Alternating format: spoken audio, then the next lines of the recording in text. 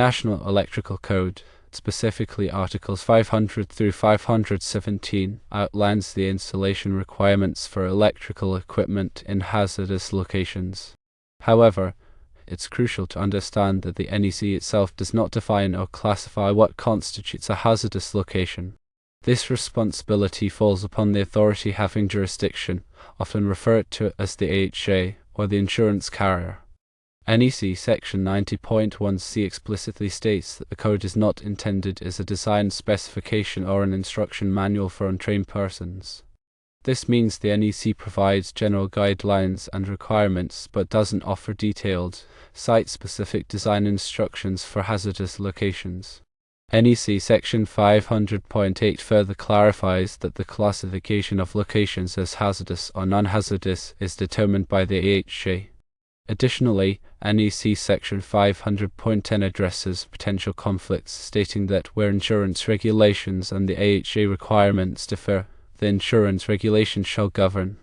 The NEC focuses on ensuring that electrical installations within hazardous locations are designed and installed to minimize the risk of fire, explosion, and other hazards. However, the specific classification of an area as hazardous is ultimately at the discretion of the AHA or the insurance carrier. They possess the necessary expertise and knowledge to assess the specific conditions and hazards present in a given location. This assessment then leads to the determination of the appropriate classification. The NEC acts as a framework for safe electrical installations, while the AHA and insurance carriers provide the specific hazard assessment and classification. It is important to understand that the NEC requirements do not override other requirements of other codes or standards. They are meant to be used together for the safety of people and property. It is also important to note that area classifications can change as processes and chemicals change. The key is proper documentation that is readily available to review to verify an area's classification. It is important to consult all the codes and standards, as well as the AHA or insurance carrier, to ensure all the proper requirements are met.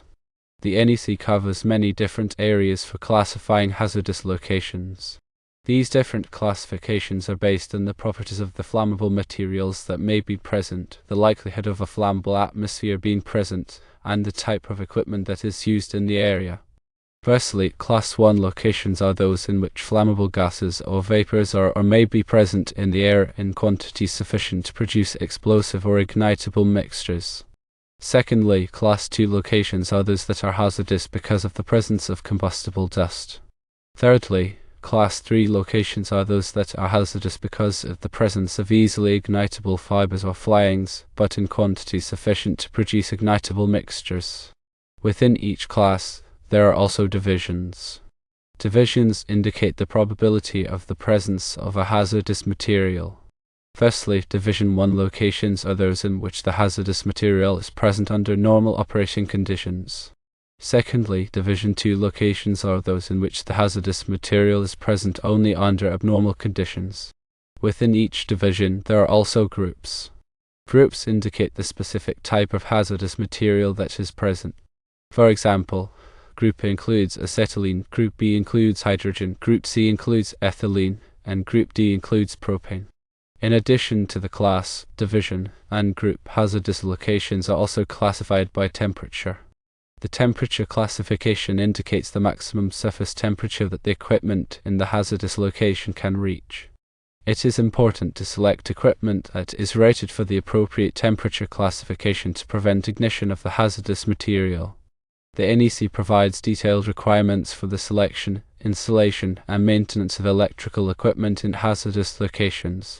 These requirements are designed to minimize the risk of fire, explosion, and other hazards. It is important to consult the NEC and other applicable standards to ensure that electrical equipment in hazardous locations is installed and maintained properly. The classification of hazardous locations is an important aspect of electrical safety.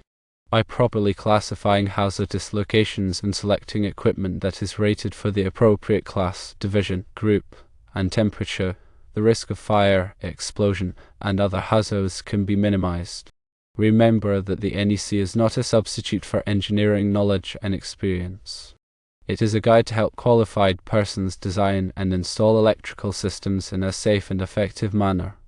The NEC is updated every 3 years to reflect changes in technology and industry practices. It is important to stay up to date on the latest version of the NEC to ensure that electrical installations are in compliance with the current requirements.